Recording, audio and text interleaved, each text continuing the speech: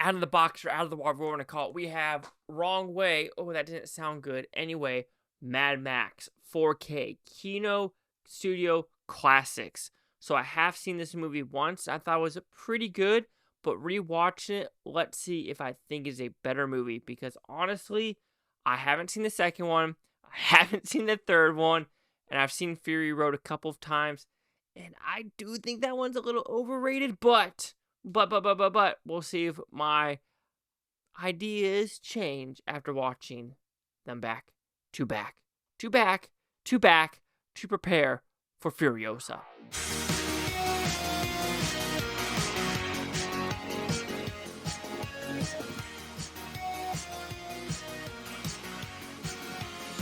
Chase Liaki here at the Blue Futon reviewing Mad Max. So what's this about? Pretty simple premise. We are in the Australian desert wasteland where oil is so hard to find. But now we just have basically cops versus robbers. Pretty simple premise. And now something bad happened to Max's family and he wants freaking revenge. Even though that revenge doesn't really happen until like the last act of the movie, but that's okay. So, did I like this movie? After watching it a second time in 4K and understanding what Mel Gibson and George Miller wanted to do, I like this movie more. And I think what made me like it even more is just understanding that there was no CGI when making this movie. I get frustrated now. All right, so this movie was made in what, 78, if I'm not mistaken? I could be freaking wrong. But what happened to that type of movie making now? It frustrates me because, I mean, yeah, sure, we're bringing like, Tom Cruise is doing it with some car accidents. You have Michael Bay still trying to keep it real. But when it comes to this, it's like, yes, it is all real, no CGI. Vans are getting effed up. Motorcycles getting effed up. Cars getting effed up. People are getting effed up.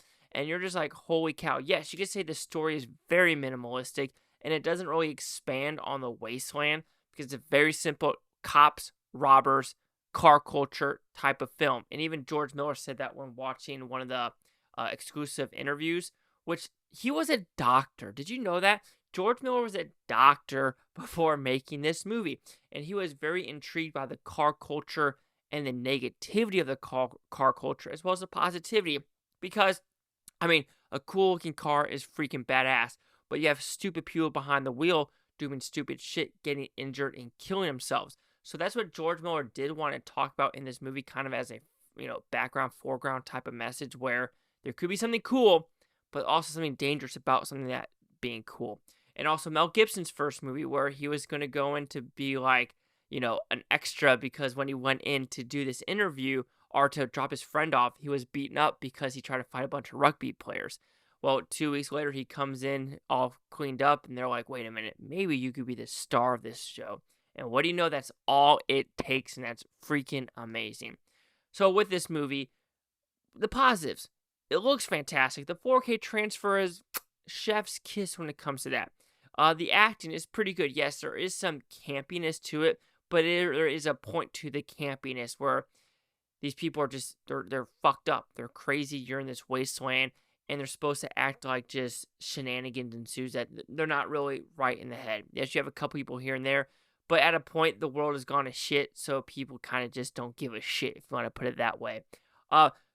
Again, go to this movie for the car crashes, the car stunts, and the shenanigans of it. Now, I think that's what people get a little bit, I am also a little bit worried when I'm going to watch all 5 of these back to back, is I'm going to feel the CGI increase with these movies, which I understand it's going to have to happen with safety now. I say that too because with my job as well. But it will be kind of disappointing, I think, when I watch these movies. And I think if Furiosa is as CGI ridden as it is, I might be a little bit sad overall. Because I know for a fact when, you keep going with these movies, they want bigger scope. You could say the weakest part of this movie is the script. And that's bar none correct.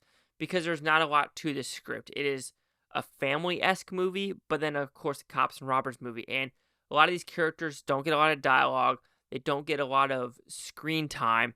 And when they do get screen time, I think some of the dialogue is misused or isn't needed for what is going to happen.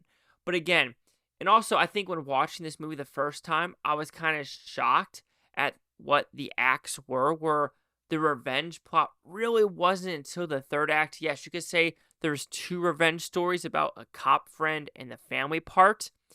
But I think that really ramps up when you think of this movie, you think of the third act part. So you're just kind of going like, whoa, where's this happening? And when it does happen, the movie ends in 15, 20 minutes. So you're just like, whoa, I thought the movie was going to be a whole revenge thing.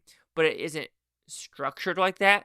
So when you go in not knowing that, you might get a little bamboozled. Like, wait a minute, this is not what I was expecting. But when you're watching it, rewatching it, I said it completely wrong. It does flow better, and it is a better movie to me on the second rewatch. So overall, Mad Max is a great movie. Great car chases, great cinematography, great just car crashes. Straight up galore. And there's a one bad one where I watched in this show where I was like, oh, that guy just got hit in the helmet with a bike. And I was like, oh shit. And then watching the exclusive interviews with Kino Lorber did, and Mel Gibson said the same thing. He's like, you see in the show where some guy just gets wrecked in the head. And yeah, this shit is real.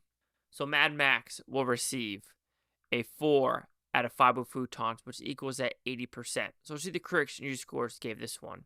So critics at 89% with 65 of them, 70% with the audience over 100,000 critic consensus.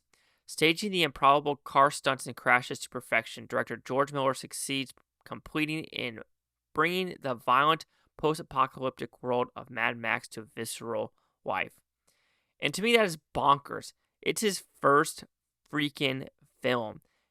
And he was a doctor before this. I mean, 79 when it was released. But bravo, dude. Bravo. That's all I could say on that level.